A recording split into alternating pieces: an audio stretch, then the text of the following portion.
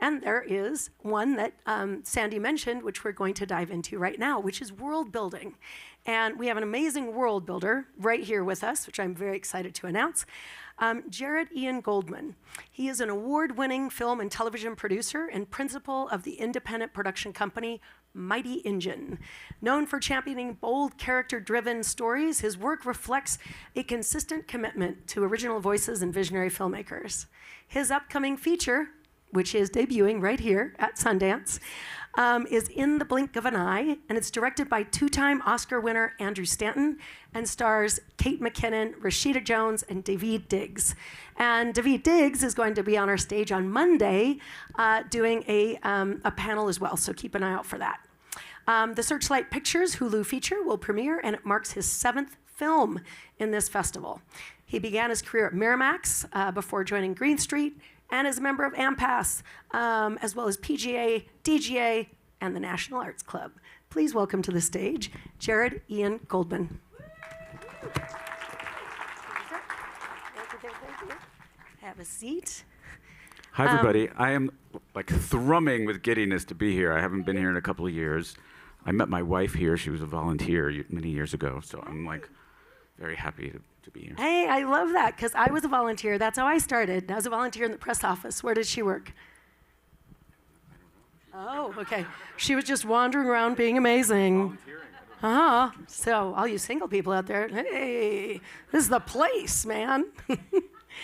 Well, thank you so much for joining us. So first of all, just to kick things off, if you can give us an overview of the film. Sure. In the Blink of an Eye. Sure. It's 3 interweaving stories. One takes place 40,000 years ago and is about a Neanderthal family looking for community. Then there's a present-day story about a woman who is an anthropologist studying Neanderthals. It's Rashida Jones, who is so focused on helping her ailing mother and is so fixated on moving her career forward that she doesn't see that there is a colleague of hers who is smitten with her, who is Daveed Diggs, and if she can just get out of her own way, she will have a lifetime of happiness with him. And she does. And together, though, that relationship ends up creating an innovation that leads to the 3rd story, which takes place a couple hundred years in the future and is about an astronaut, played by Kate McKinnon, who is hurtling through space on a spaceship with sentient AI, looking for refuge for humanity. Which sounds awesome, by the way. I mean, this is my type of film. I love fantastical films, films that take us out of ourselves. I love sci-fi. I love romance. So, I mean, it sounds like it has a lot for me. But I know we had a really cool conversation where we got to speak while I was walking around on a phone call on a Saturday, and we started to dive into how inventing these entirely new realities and scenarios and situations and worlds, how that lets us, or how it allows us to dive into, real world social issues that more grounded films might not be able to do. I love talking about this. I'm so excited to be here, and I usually don't have anyone to talk to about this, so I'm sorry if I'm just gonna monologue. But I think about this all the time because what is so wonderful about world building, and that can come at many different scales and scopes, is you're creating a safe distance for people to feel something and be, and what I find is so important is people don't like to be persuaded. They like to just have the opportunity to question things. And by creating these worlds, you're allowing audiences to immerse and feel. And through feeling, then the message can come through. So I've been very fortunate to be able to work on all different size projects doing that. And it is just when I am fortunate enough to make something that connects with somebody, it is just like, it is so thrilling. It gives me a sense of purpose, frankly. Right. Well, yeah, because you're developing a world, I would think, that all of a sudden other people are stepping into it with you to experience the things you hope they experience. And I know you talked about the film Loving, which you worked on, which I thought the way you spoke about how almost pedestrian, oddly, some of the story was, and yet it was, it set a much bigger political construct. Yeah, that's right. So many years ago, I produced a movie called Loving that Jeff Nichols directed, and what I thought what I feel Jeff did so well, and why that movie was so effective is, the message is racism is bad, but the way the audience just spend time with Richard and Mildred Loving and just see, like, these are just two people who love each other. They're not trying to tear down the constructs of society. They just want to be able to go about their day. And it was very effective to opening a lot of people's minds and eyes of like, oh, right, these people, they're not doing anything wrong. Like, these are just two people who love each other. Yeah. And it went up to the Supreme Court. I mean, it's amazing that it needed to go to the Supreme Court, but it went all the way up to the Supreme Court in the Loving versus Virginia case in 1967. And that, and I think where that movie succeeds is you can have a film that has a big social message and impact and do it in a very quiet way. You could also do it in a very loud way, though. Right. That's also fun. Exactly, which is also good. Yeah, exactly. yeah. Well, I know one of the things we also talked about was talking about Star Trek. And old Star Trek, Next Generation. Anybody see that one? Not OG, but next. Yeah, right, guys. I see some people. And we were talking about the episode that still sticks in my mind. I mean, a bunch of them do. I am a true Trekkie. Is where an alien comes aboard, as they always do, to negotiate a peace treaty on the Enterprise. And when that alien comes aboard, Beverly Crusher, the doctor, falls in love with that alien. And it's just it looks like a normal human. And in the midst of negotiating the treaty, something starts to spin around in the belly, and you're like, what's that? And the alien says, no, that's actually me. This body is just a host, and this is our people, and I need to be transplanted into a new host. And the doctor has to do it. And so the doctor has to take out this thing, and the new host that arrives is a woman, beautiful woman. And this alien comes back to her and wants to kiss her again, and she's like, no. And she just says, oh, you're what? I'm still the same person. And I remember talking about that episode with my father, and I know we talked about this. That episode truly changed my father's views on gay marriage. It was a Star Trek episode. Yeah. And I think we were discussing there are these moments. That wasn't, a display. It wasn't. And I thought that was interesting, that these worlds change things. We were talking about Star Wars. And stuff. Yeah, I mean, Star Wars does that as well. I mean, Star Wars is such an incredibly expansive movie, and it's built on this mythology. But people don't talk about Star Wars as this anti-authoritarian movie, but like that's really what it is, right? And I think like the message there is so powerful because everybody has seen it, and everybody. I don't know anybody. I'm sure there are people out there who were like, "The Empire is good. We should do it." But I think the message that comes across of like, oh, we need to be careful of these regimes, and how fear can be used as a weapon. But I also think what Star Wars does in a very cathartic way is allows people to investigate the notion of inherited trauma, right? Of like, there's a father-son story there. There's the notion of like the importance of building community and allowing yourself to be vulnerable. But those are things that, are set sort of in the background, but they are the things that we feel. So I love storytelling like that. I mean, one of the really fun things about making a movie with Andrew Stanton is he made WALL-E, right? And WALL-E, which is a perfect movie. If you haven't seen it, it's a perfect movie. It opens with a 30-minute like dance, romance, yearning sequence, but set against that mass consumerism, climate collapse. What else? Our tech addiction. But what Andrew does so beautifully there is he never points at it, right? He's never like, get off your phone, right? Like it's, we just watch WALL-E and Eva trying to find each other. And as that love story unfolds and we feel for them, we get put in the position of like being one of those people on, who are like, with their screen in front of them. And we begin to realize, like, you just start to feel all of the circumstances that led to Eva and Wally existing. And I think that is so powerful, because I think my experience, I love doing corporate talks and foundations. For those of you out there who have any of that influence, I'm available. Yes. But what I find when I do a lot of those conversations is a lot of those foundations and corporations are very outcome and metrics driven. And again, people don't like being told what to do because it feels confrontational, and also then it can lead to like getting into people's partisan politics, and it just right.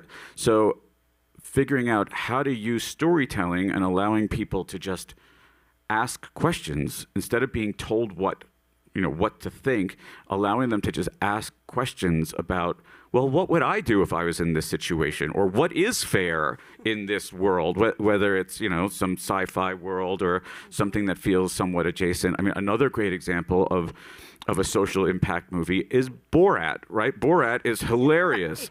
But what Borat does is allows us from a safe distance to explore how we feel about our fellow species members and citizens, and what we would do if we were put into those situations. And as Sandy pointed out, like utilizing comedy, and I certainly felt like my eyes were opened in a lot of ways. As being a New Yorker, sometimes we can get a little caught up and be like, well, New York is the capital of Earth, clearly, but it's not, right? So and so utilizing storytelling as a way to just have impact. There's so many ways to approach it, and it's so fun. Yeah.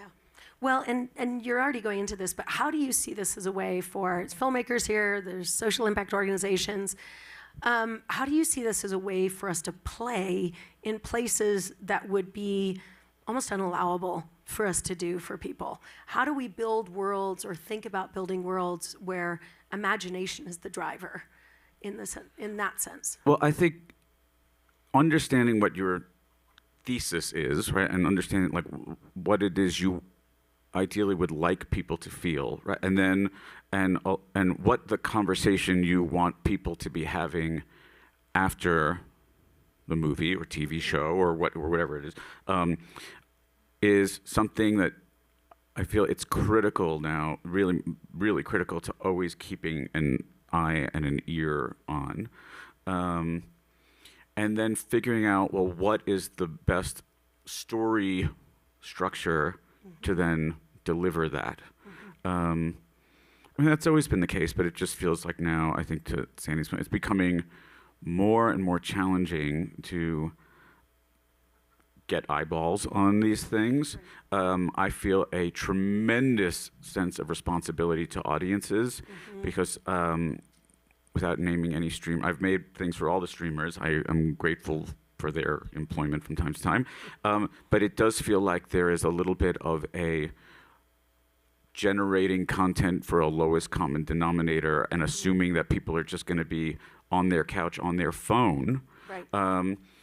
And that is true if you make schlock, right? Like if you choose not to try to engage your audience, then yes, they're going to look for something else. And so I feel like there's a tremendous responsibility on the filmmaking and storytelling community now to make sure to constantly poke holes at, do these character arcs make sense? Do they all lead towards the message we are trying to deliver? Are we delivering a message that is too subtle? If so, how do we make it a little louder? Is it too overt? Are people going to feel put off by it? Right? And so you have to constantly be scrutinizing the story you are telling so that you can, and now, I mean, when I get sent a lot of material, I find my rubric for figuring out what it is I will produce is like, first it has to meet my personal bar of like, do I like this? Would I want to would I want to watch this? And then it's the questions I'm finding I have to ask myself now are, do I know who the audience is for this? Right. And does the filmmaker, you'd be surprised, a lot of times the filmmaker doesn't even know who their audience is. And then do I know how to get it to them? And so how can I be additive? And it could be heartbreaking to come across something that I feel very passionately about as a story and just feel like in the current state of the industry, I don't know, I can't guarantee that it can get to an audience. I think there's a huge opportunity out there for new distribution. Yes. Oh, yes. And we're going to be talking about distribution revolution Yeah. on Sunday. And that's where I get excited. I'm available if you need another panelist. I have a lot of thoughts on that too. Hey, we have some very fun distribution things and donuts, because that's important. But I agree. I mean, that's where I get excited, is that you've got this layer of creators. And for anyone who was here last night, Manny with Films, Manny on Films, is that you've got creators who can already start to promote things in different packets and snippets before it's even out in the theaters, which to me is incredible. But where I like, what we talk about is there's so many places where people do think more literal, and we need to hit them over the heads. And yet WALL-E is it's almost like the more fantastical, the easier the message is in a way. And yet it's grounded in deep authenticity of the relationships. Because I think about that with Up. I mean, a lot of folks I know, there's an organization that works in grief. Those first couple minutes are an encapsulation of a relationship and then grieving. And I'd never thought about that. Yeah. And they'd shown that. And yet I just watched Up and I got sad with the balloons. Yeah. So I almost think, and yet, who says that you can lift a house with balloons? So it was the more fantastical, but it was this deep authenticity. I think we all just want to feel something, right? I mean, there's just so much noise out there. And so I actually watched WALL-E about a week and a half ago, because I've seen it so many times when my kid was like, let's watch WALL-E tonight. I was like, oh, okay.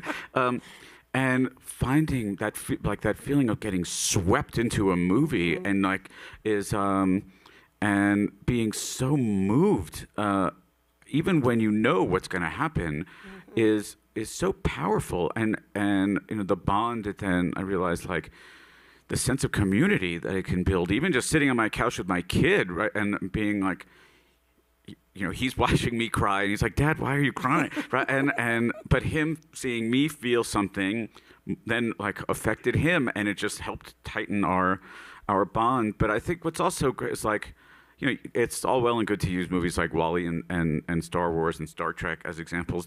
You can do this on a much quieter level. I was very fortunate to make a TV show a couple of years ago called Russian Doll, and one of the things we did with Russian with Russian Doll was, in that second season in particular, was exploring the nature of inherited trauma and reconciling that we are a collection of our ancestors. And it was things that we're all aware, we all know we came from other people, but thinking about how, oh, right, my mother and father are the way they are, in that season of Russian Doll. Natasha's mother was Chloe Sevigny, grew up in New York City in the 70s, and her mother had fled Hungary by the Nazis, and we played each of those stories. It's a real trip to be a craft service and be surrounded by people in Nazi uniforms, by the way.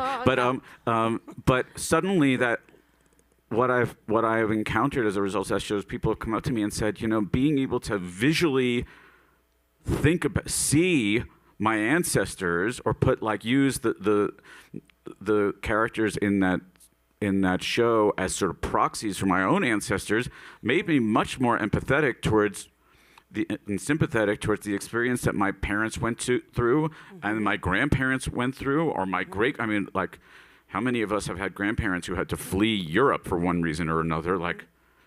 That couldn't have been that fun, right? So trying to understand the mentality of, well, they fled, they came to America, they're trying to get a footing, right? That then they have children.